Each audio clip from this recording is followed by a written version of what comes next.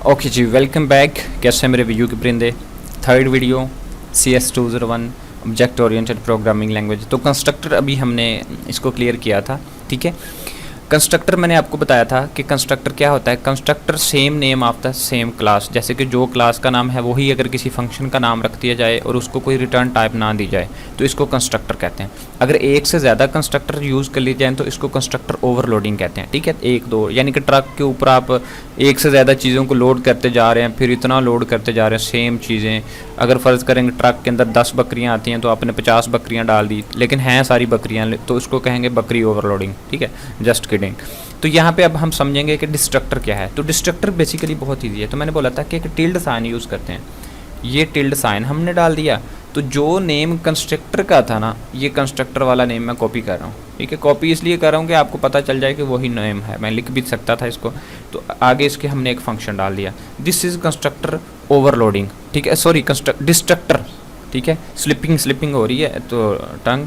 यहाँ पे डिस्ट्रक्टर लिख दिया, सिर्फ एक टिल्ड साइन डाला है, ठीक है। ये सिर्फ मैंने इसको डिक्लेयर किया। अब मैं इसको इनिशियलाइज़ कर देता हूँ, ठीक है। मैं इसको इनिशियलाइज़ कर देता हूँ। मैं कहता हूँ this, sorry my mistake, see out, और मैं लिख देता हूँ दिस इज़ क्या लिखूँ, डिस्ट्रक्टर,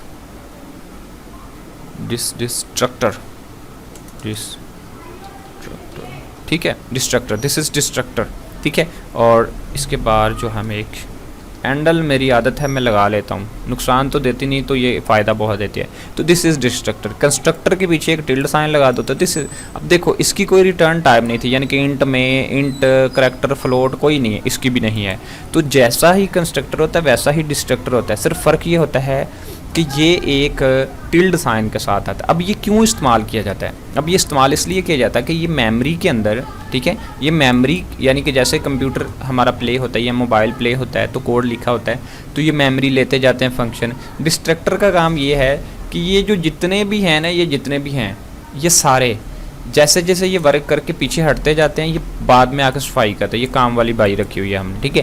तो ये कोड के अंदर मेमोरी को, फजूल मेमोरी जो इकट्ठी कर रही है रैम, उसको डिलीट करता जाता है, ठीक है। फजूल मेमोरी जो रैम इकट्ठी करती जा रही है उसको डिलीट करता है। इसका बेसिकली मकसद होता है मेमोरी को डी एलोकेट करना या मेमोरी को फ्री करना, ठीक है। ये डिस्ट्रक्टर है, मेमोरी को एट द एंड डिलीट करता जाता है, ठीक है। दिस इज़ वेरी इजी, कोई इसके लिए स्पेशल फार्मूला नहीं है, कोई इसके अंदर मंत्र शंत्र नहीं पढ़ने। तो ये डिस्ट्रक्टर नॉर्मली वर्क करता है। अब इसको प्ले करते हैं और आपको समझाते हैं कि ये कैसे। और फिर एक बेहतरीन कोड से आपको इसका अच्छे से मैं वो क्लियर कर देता हूँ ताकि वीडियो कम से कम 10 मिनट की तो हो जानी चाहिए। माउस को कोई मसला हो गया है, क्या हो गया? ओके, हम इसको करते हैं कंपाइल, ठीक है, नो एरर, ठीक है। और हम इसको करते हैं अब रन, ठीक है। कंपाइल और रन इकट्ठा कर सकते हैं इस बटन से। ओके, अब गौर कीजिएगा, थोड़ा इसको जूम करता हूँ। और हमारे पास कितने ऑब्जेक्ट्स थे? हमारे पास कितने ऑब्जेक्ट्स थे? एक ऑब्जेक्ट ये था, एक वाई था, एक जेड था। 3 ऑब्जेक्ट थे, तीनों बार कंस्ट्रक्टर वर्क करता जा रहा है, ठीक है। सबको डिलीट करता जा रहा है।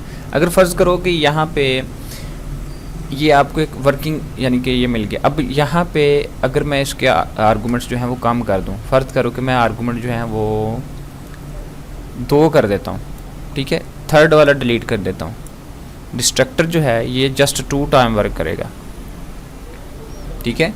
2 जैसे ही कंस्ट्रक्टर प्ले हो गए, उन दोनों को डिलीट करने के लिए 2 बार डिस्ट्रक्टर कॉल हुआ। अगर मैं इसको 1 कर देता हूँ, इसको 1 कर देता हूँ, इसको 1 कर देते हैं, तो देखो ये एक बार चल गया। तो डिस्ट्रक्टर बेसिकली बहुत इजी होता है, सिर्फ इसके पीछे टिल्ड साइन होता है। अब मैं आपको एक ब्यूटीफुल से कोड की मदद से मैं इसको क्लियर कर देता हूँ। और मैं एक नई फ़ाइल ले लेता हूँ, एक नई फ़ाइल, मैं उसका नाम रख देता हूँ डिस्ट्रक्टर, ठीक है, डिस्ट्रक्टर.cpp।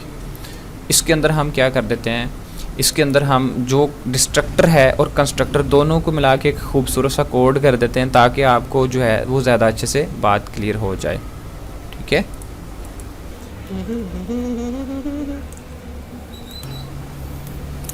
आईओस्ट्रीम स्पेस, शोर बहुत है मेरी बैक साइड पे, तो इसलिए परहेज़ रखिएगा। स्टूडेंट नाम की क्लास ले रहे थे इसलिए वो बना दी मैंने ताकि इजी रहे समझना, ठीक है। और पब्लिक एक्सेस स्पेसिफायर ले देते हैं, फंक्शन को एक्सेस करने के लिए कंस्ट्रक्टर बना लेते हैं, सेम नेम का होता है ना इसलिए। और इसमें कुछ लिख देते हैं, दिस इज़ सॉरी कंस्ट्रक्टर, ठीक है। हैंडल कर देते हैं साथ में, I like that. And destructor के लिए कमेंट कर दिया। कमेंट बहुत अच्छा होता है कोड के अंदर। सेम नेम टिल्ड साइन के साथ students and function, and this is destructor, okay. Spelling mistake हो जाती है, बैकग्राउंड नॉइज़ कोई ट्रक वाला गुजर रहा है, और ठीक है। ऑब्जेक्ट के लिए हम कोई भी XY ऑब्जेक्ट कर लेते हैं, ठीक है। कुछ वेरिएबल लेने हैं मुझे यहाँ पे, ठीक है। तो कुछ लॉजिक क्रिएट करने के लिए मैं सोच रहा हूँ कि यहाँ पे क्या करूँ, इनको सम करवाना है। 2 वेरिएबल ले लेते हैं, कमेंट कर देता हूँ 2 वेरिएबल्स, ठीक है। और इनको वैल्यूज़ 5 दे देते हैं और 7 दे देते हैं, ठीक है। देन इनको हम साथ में इसको, और फिर बाद में इसको मैं एक्सप्लेन कर देता हूँ पूरे कोड को, ठीक है। इनको प्लस करवा देते हैं और ये सामने आउट दे देंगे।